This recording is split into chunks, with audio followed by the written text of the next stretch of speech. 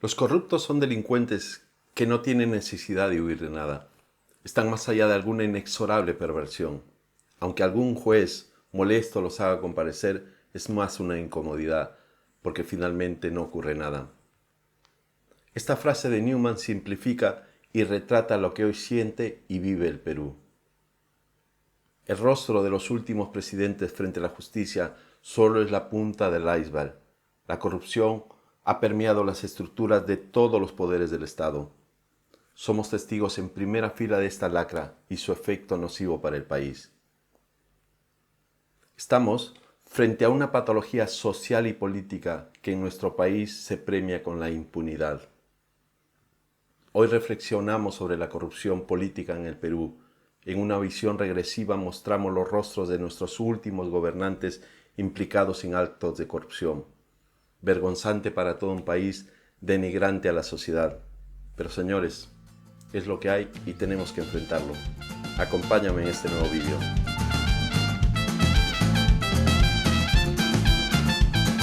No digas nada, solo ven y abrázate un poquito el corazón.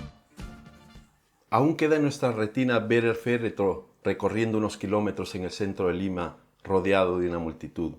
Los simpatizantes de Alan García no estaban dispuestos a creer las acusaciones que vinculaban al expresidente del caso Odebrecht. La fotografía de ese día, de finales de abril del 2019, resumía la tormenta política que azota periódicamente a nuestro país desde siempre. Los ingredientes de ese cóctel de inestabilidad y polarización siempre han tenido un común denominador: las acusaciones de corrupción. Alan García, que gobernó el país en 2 ocasiones, se acababa de suicidar cuando iba a ser detenido por sus implicaciones con la trama de sobornos de la empresa brasileña. Ese fue el momento más trágico para un sistema político consumido por un grave problema estructural. Desde 1985, todos los mandatarios, con la salvedad de Valentín Paniagua, presidente interino entre 2000 y 2001, han tenido problemas con la justicia. El Congreso peruano destituyó el pasado noviembre al presidente Martín Vizcarra, en un clima de profunda división después de que la Fiscalía abriera una investigación por pagos irregulares presuntamente recibidos cuando Vizcarra era gobernador de Moquegua. En septiembre el Parlamento ya había ensayado sin éxito una moción de censura, alegando el trato de favor concedido a un cantante amigo del presidente, conocido como el caso Swim. Por supuesto, Vizcarra negó su responsabilidad en todos los señalamientos.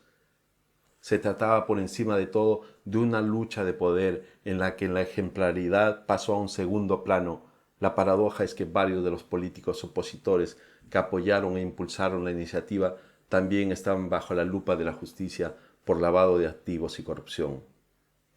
La lideresa del partido opositor Fuerza Popular y hoy candidata presidencial Keiko Fujimori se encontraba en prisión domiciliaria por la financiación de sus campañas electorales.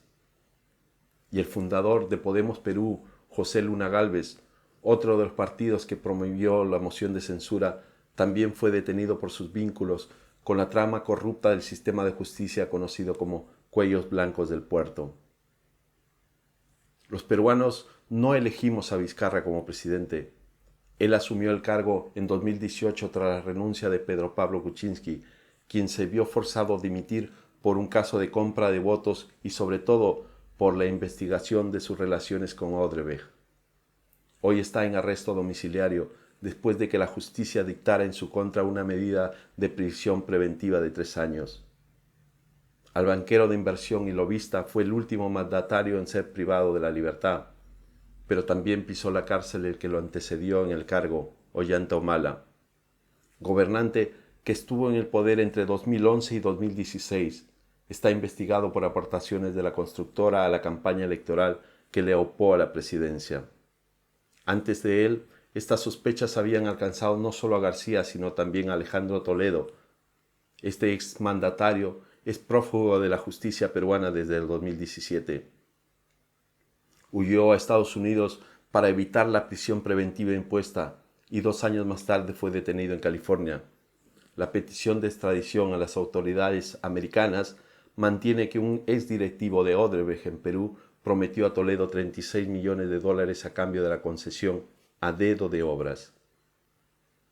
La corrupción carcomió también el aparato gubernamental de Alberto Fujimori. Tras el golpe que el político dio en 1992, su régimen se manchó también de delitos de expolio y de crímenes de lesa humanidad. A principios de 2019, Fujimori, padre de Keiko, volvió a la cárcel, a pesar de haber sido indultado por otras condenas. El caudillismo que sufrió Perú durante toda la década de los 90 fue más allá de la corrupción. Pero ese germen acabó de penetrar profundamente todas las instituciones y la gestión política. Todos los expresidentes y dirigentes implicados en casos relacionados con el caso Odebrecht y otras redes corruptas han rechazado las acusaciones. En cualquier caso, esas tramas han derivado en un ciclo de inestabilidad en la que se suceden medidas cautelares, liberaciones, vueltas a prisión o arrestos domiciliarios, y en el que todos enarbolan la idea de regeneración, y sin embargo, esta acaba a menudo confundida con intereses particulares o partidistas. Y sobre todo un ciclo que ha puesto al desnudo un sistema que necesita una reconstrucción radical. Este es el legado de las últimas décadas. Pero para ser justo, conviene indicar que la corrupción en el Perú tiene una larga data histórica. Su origen se remonta en los albores del régimen colonial en el siglo XVI.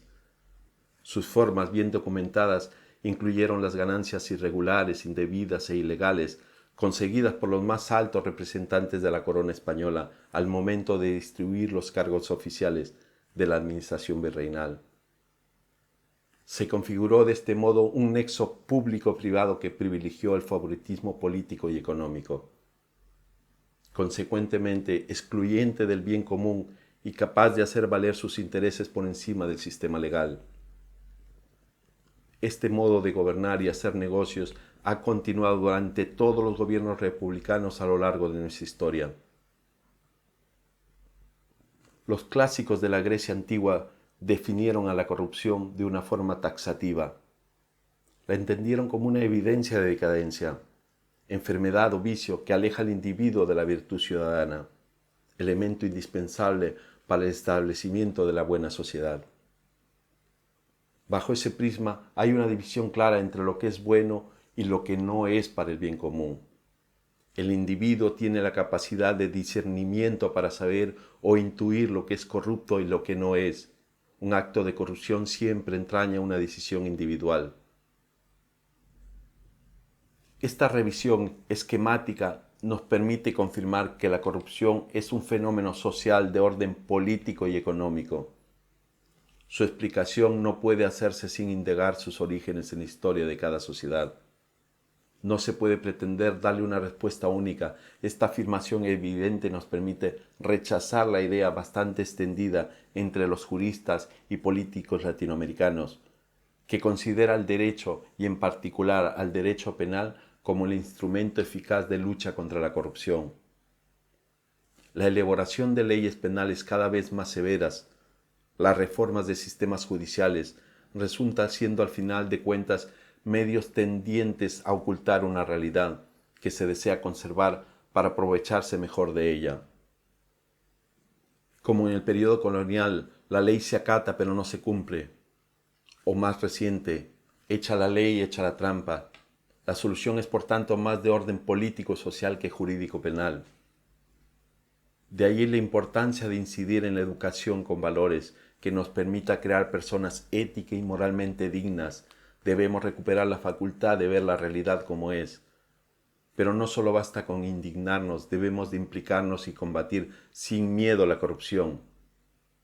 Y esto lo lograremos a través de una ciudadanía totalmente empoderada. Si te ha gustado esta reflexión, dale un like y compártelo. Y si no, coméntanos el porqué. Tu voz crítica siempre es necesaria. Espero vernos pronto en un nuevo vídeo. Esto es lo que hay, señores. No digas nada, Hasta la próxima. solo ven y abrázate un poquito el corazón. Todos necesitamos sentirnos llenos, lo bueno se nos escapa en cualquier momento. Tienes que intentar luchar por seguir tus sueños.